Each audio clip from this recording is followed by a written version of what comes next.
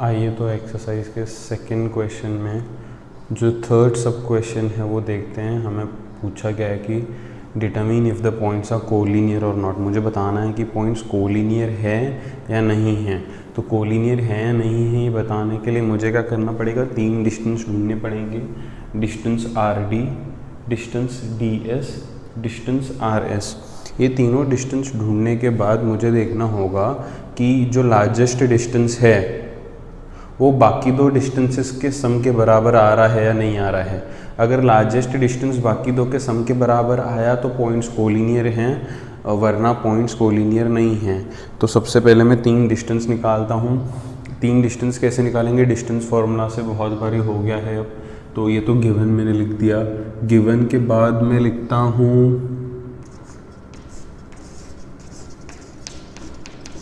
To find. मुझे क्या find करना है, इफ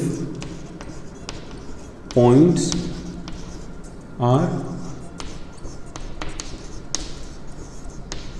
कोलिनियर, ये फाइंड करना है। सॉल्यूशन ठीक है। तो सबसे पहले मैं लिखता हूँ पहला डिस्टेंस किसका निकलेगा, आर डी का। तो for distance R D, R कितना है 0,3, डी कितना है 2,1 है ना। तो पेंसिल से नीचे लिख दो, ये पहला x1 होगा, ये y1 होगा, ये x2 होगा, ये y2 होगा, है ना। x1 y1 x2 y2, R D मैंने लिखा है। तो डिस्टेंस कौन से फॉर्मूला से मिलता है, बाय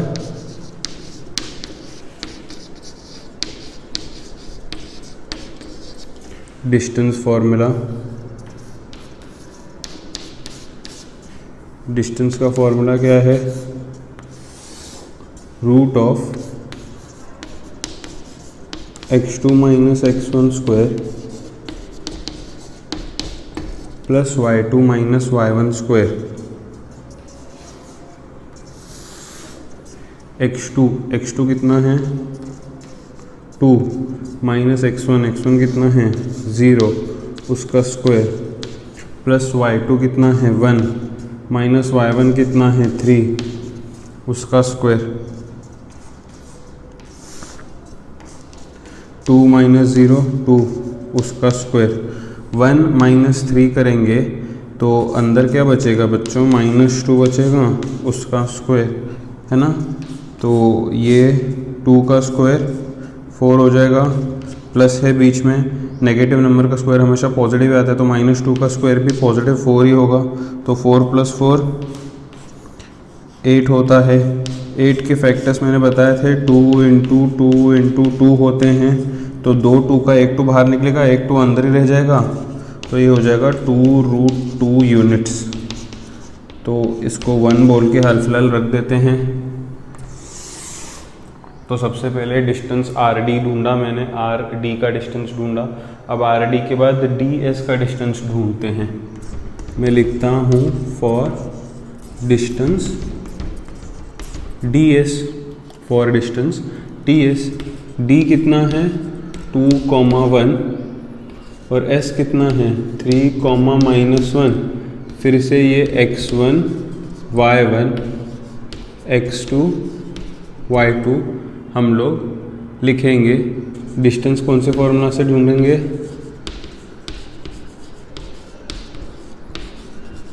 बाय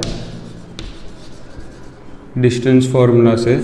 तो ये डिस्टेंस किसका निकलेगा, ds का। डिस्टेंस फार्मूला तो हम सब जानते होंगे अभी, क्या है formula, x2 minus x1 square y2 minus y1 square.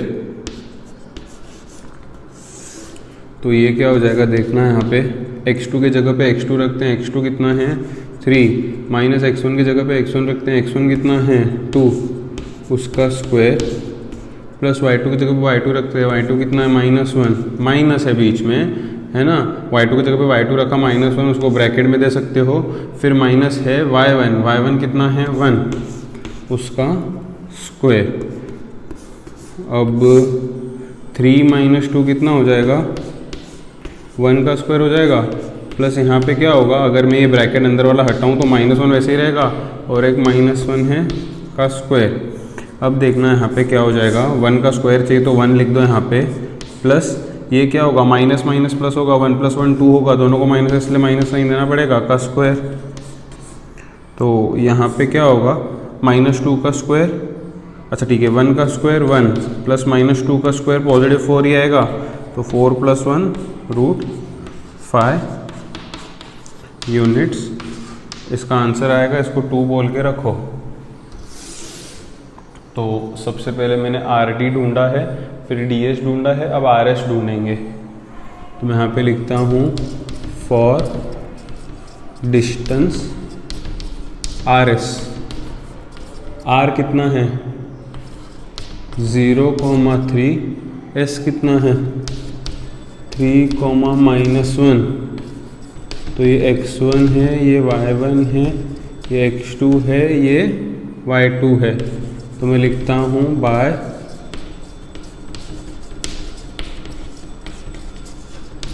Distance formula,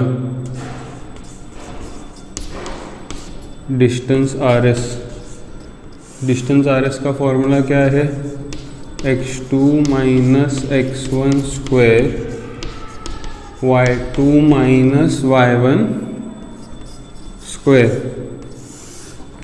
x2 कितना है, x2 3 माइनस x1 कितना है 0, उसका स्क्वायर, y2 कितना है -1, ब्रैकेट में देना पड़ेगा ना, y2 के जगह पे -1, बीच में कौन सा साइन है माइनस, y1 कितना है 3 है। आई होप सबको आता है, बहुत बारी सिखाया मैंने ये चीज़, है ना।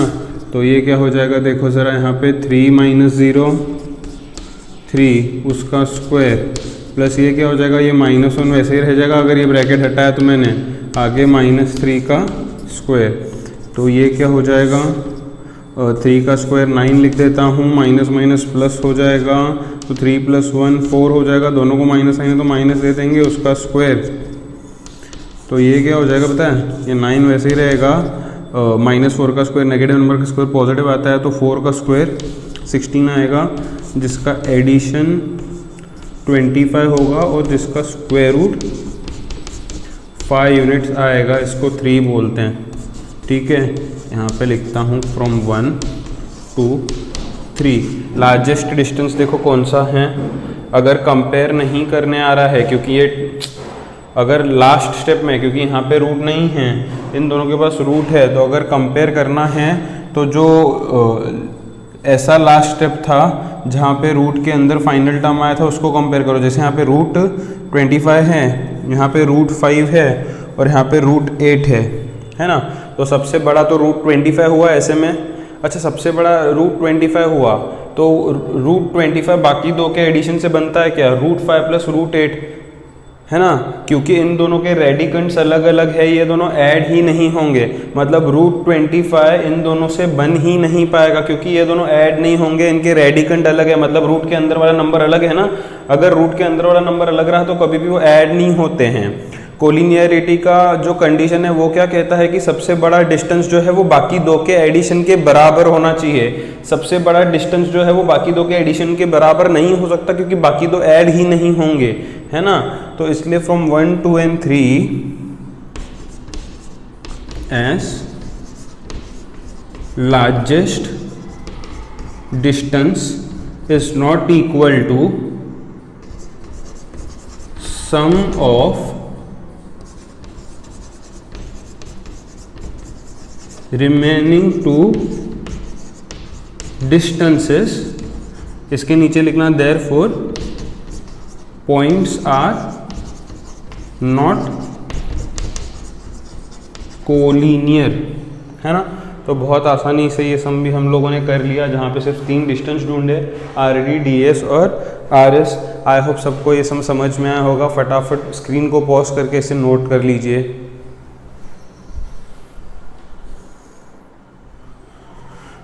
आइए तो इसी रोमन नंबर के 4th सब क्वेश्चन में जाते हैं। क्वेश्चन नंबर 2 सब क्वेश्चन 4, जहाँ पे हमको PQR को कोलिनियर दिखाना है या बताना है या चेक करना है, जो भी है। तो मुझे 3 डिस्टेंस ढूंढने पड़ेंगे, P Q, Q R, P R. इन तीनों डिस्टेंसेस को ढूंढ के मैं ये चेक कर सकता हूँ कि पॉइंट्स कोलिनियर है या नहीं। तो ये तो गिवन हो गया, यहाँ पे गिवन बोल के लिख देना, मैंने नहीं लिखा ये बारी, तुम लोग लिख देना। उसके बाद उसके नीचे लिखते हैं टू फाइंड। टू फाइंड में क्या लिखेंगे, इफ़ पॉइंट्स आर कोलिनियर, ये चेक करना है मुझे। यहाँ पे सॉल्यूशन लिखना पड़ेगा। सबसे पहला डिस्टेंस पी क्यू का होगा, तो मैं लिखता हूँ फॉर डिस्टेंस पी क्यू, है ना। पी कितना है, -2,3, क्यू कितना है 1,2। तो ये x1 होगा, ये y1 होगा, ये x2 होगा, ये y2 होगा। तो मुझे डिस्टेंस पी क्यू ढूंढना है, तो मैंने x1, y1, x2, y2 fix कर लिया। अब मैं लिखता हूँ बाय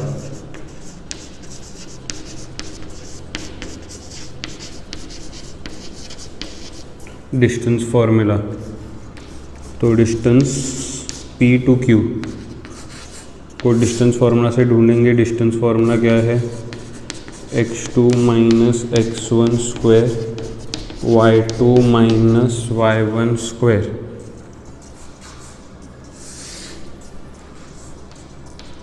x2 कितना है 1, बीच में माइनस है तो माइनस, x1 -2 है तो ब्रैकेट में देता हूँ -2, उसका स्क्वायर हो जाएगा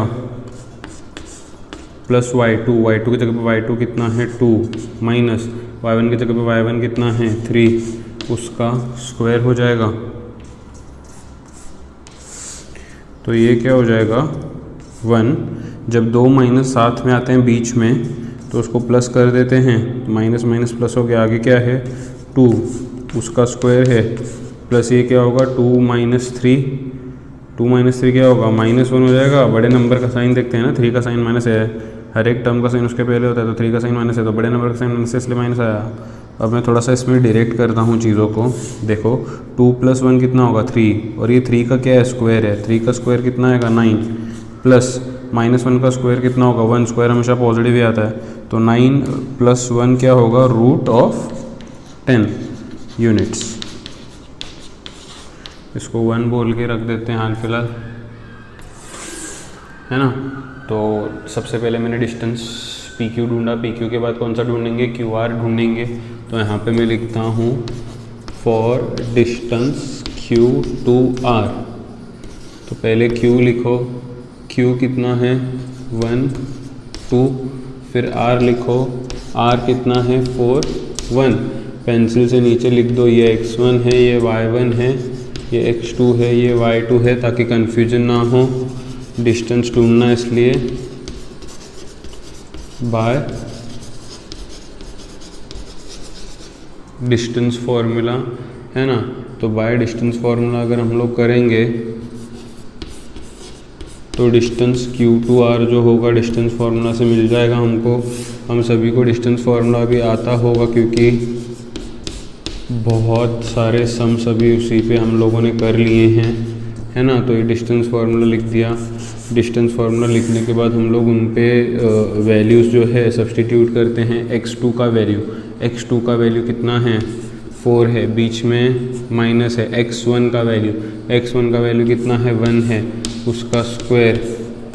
y2 का वैल्यू कितना है 1 है, माइनस y1 का वैल्यू y1 कितना है 2 है, उसका स्क्वायर। 4 - 1 3, उसका स्क्वायर हो जाएगा 1 - 2, फिर यहाँ पे -1 का स्क्वायर हो जाएगा।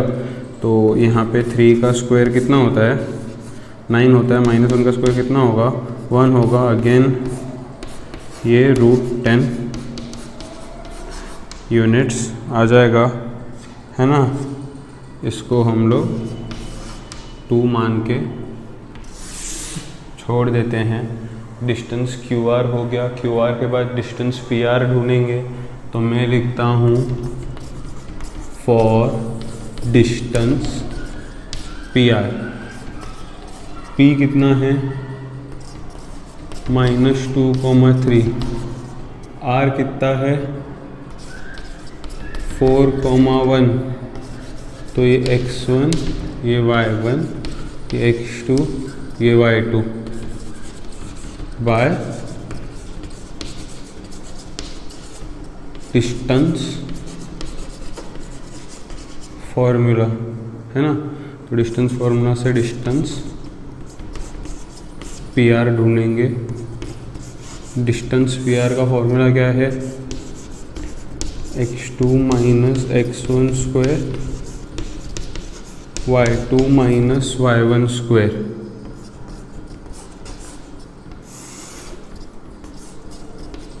x2 की जगह पे x2 लिखेंगे जो कि 4 है, माइनस x1 की जगह पे x1 लिखेंगे जो कि -2 है उसका स्क्वायर, y2 की जगह पे y2 लिखेंगे जो कि 1 है, माइनस y1 की जगह पे y1 लिखेंगे जो कि 3 है उसका स्क्वायर।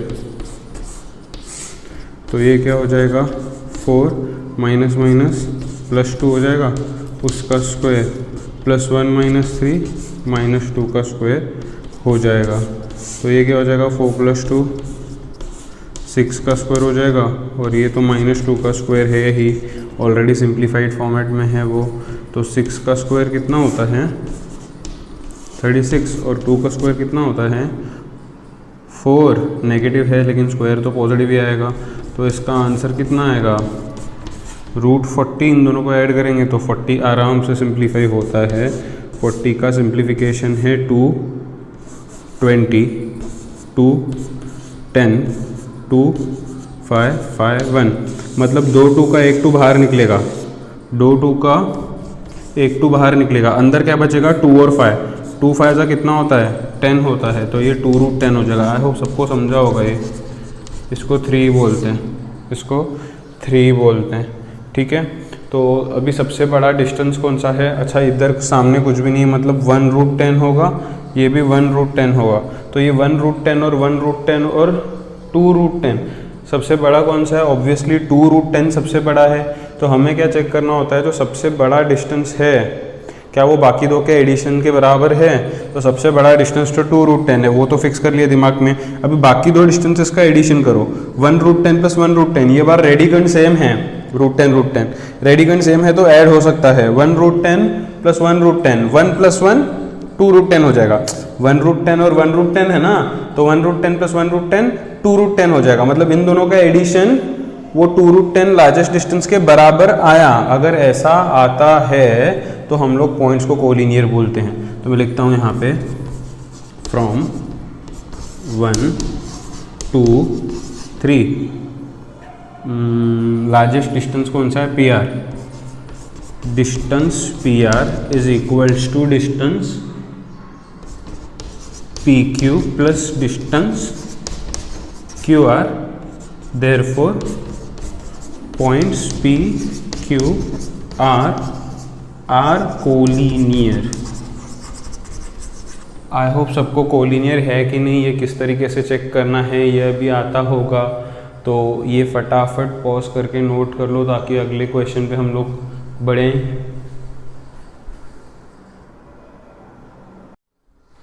तो बढ़ते हैं अगले मेन क्वेश्चन पे और देखते हैं कि अगला मेन क्वेश्चन जो है यहाँ पे क्या कहता है।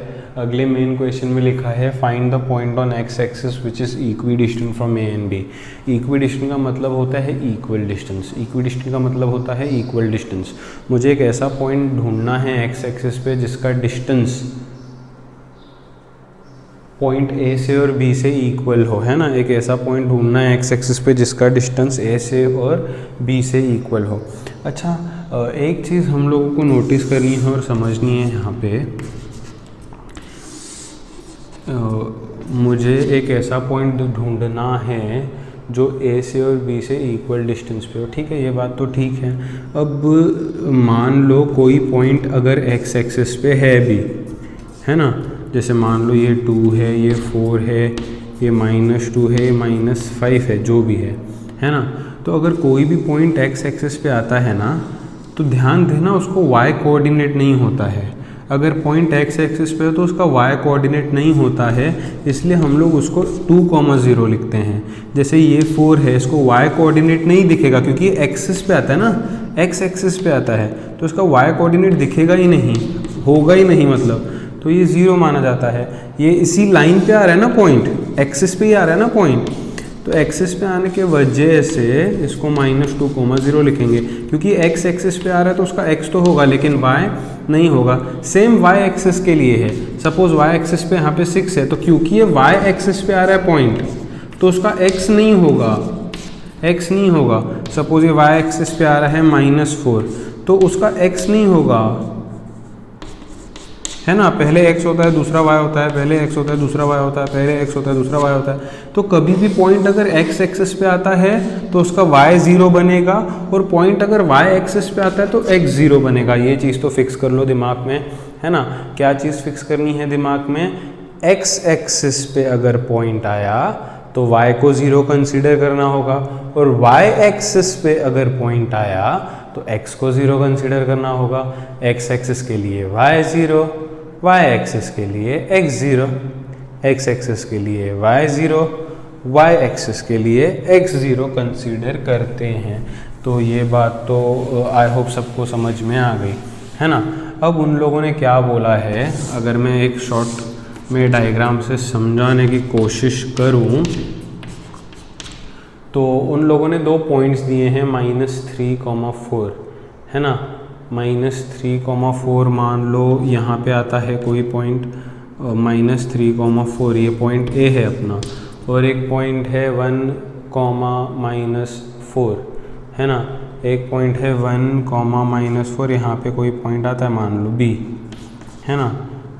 तो इस तरीके से ना अगर मैं इसको कनेक्ट करूँ A और B को, तो ये लोग कह रहे हैं कि x एक्सिस पे, जो x एक्सिस है उस पे एक पॉइंट है, ये तो मैं ऐसे रफ डायग्राम बना रहा हूँ, उस पे एक पॉइंट है जो मुझे ढूंढना है, और इस पॉइंट का कंडीशन क्या है कि इस पॉइंट का डिस्टेंस A तक और इस पॉइंट का ये जो डिस्टेंस है B तक वो इक्वल होगा। इस तरीके का मुझे पॉइंट ढूंढना है जो कि x एक्सिस पे तो आता ही है, x एक्सिस पे आया मतलब y 0 हुआ, अभी तो बताया ना x एक्सिस पे y 0, y एक्सिस पे x 0, तो ऐसा पॉइंट ढूंढना है जो x एक्सिस पे आता है और जिसका डिस्टेंस A से और B से इक्वल है। तो बस ये कंडीशन है, सॉल्विंग उतना डिफ़िकल्ट नहीं है, बच्चे जितना बताते हैं डिफ़िकल्ट। तो मैं क्या करता हूँ, यहाँ पे फटाफट से सोल्यूशन लिखता हूँ, तेज़ मैं लिखता हूँ लेट पॉइंट P, क्योंकि पॉइंट x एक्सिस पे है तो उसका x होगा लेकिन y 0 होगा। Let point P A,0 be point on x axis which is equidistant from A -3,4 and B 1,-4। तो इस तरीके से मैंने लिखा कि एक पॉइंट है P A,0 जो x एक्सिस पे आता है और जो A और B से इक्विडिस्टेंट है। अब मैं लिखता हूँ एस पर कंडीशन, है ना। अभी इन लोगों ने बोला है एक पॉइंट ऐसा ढूंढो जो कि x एक्सिस पे है और जिसका डिस्टेंस A से और B से इक्वल है। तो मैं मान के चला हूँ कि P एक ऐसा पॉइंट है जो x एक्सिस पे है और जिसका डिस्टेंस A से और B से इक्वल है, मतलब P का डिस्टेंस A से और P का डिस्टेंस B से इक्वल है। तो P का डिस्टेंस A से, P का डिस्टेंस A से मतलब डिस्टेंस AP, और P का डिस्टेंस B से, P का डिस्टेंस B से मतलब डिस्टेंस BP इक्वल है, इक्विडिस्टेंट मतलब, है ना।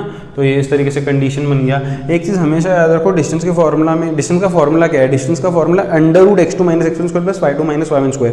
अभी मान लो अगर मैं दोनों तरफ यहाँ पे डिस्टेंस का फॉर्मूला लगाऊं तो दोनों तरफ रूट आएगा, और रूट आएगा तो सम थोड़ा सा कॉम्प्लिकेटेड बन जाएगा। तो इसलिए सबसे पहला काम क्या होता है मालूम है, जब भी दो डिस्टेंसेस इक्वल आते हैं, जब भी दो डिस्टेंसेस इक्वल आते हैं स्क्वायरिंग कर दो। स्क्वायरिंग करने से क्या होगा, वो जो रूट है फॉर्मूला का वो हट जाएगा, है ना। मान लो फॉर्मूला है √x2 - x1 square and so on, ये फॉर्मूला है। अगर मैं पूरे फॉर्मूला का स्क्वायर करता हूँ तो ये स्क्वायर और ये स्क्वायर रूट हट जाएगा ना, तो फॉर्मूला थोड़ा सा सिंप्लीफाई हो जाएगा, और फॉर्मूला सिंप्लीफाई हो जाएगा तो कैलकुलेशन सिंप्लीफाई हो जाएगा। तो एक चीज़ हमेशा याद रखनी है हम लोगों को, एक चीज़ हमेशा याद रखनी है हम लोगों को कि जब भी दो डिस्टेंस इक्वल आते हैं उसको स्क्वायरिंग कर देना है, उसको स्क्वायरिंग कर देना है ताकि रूट हट जाए फॉर्मूला से।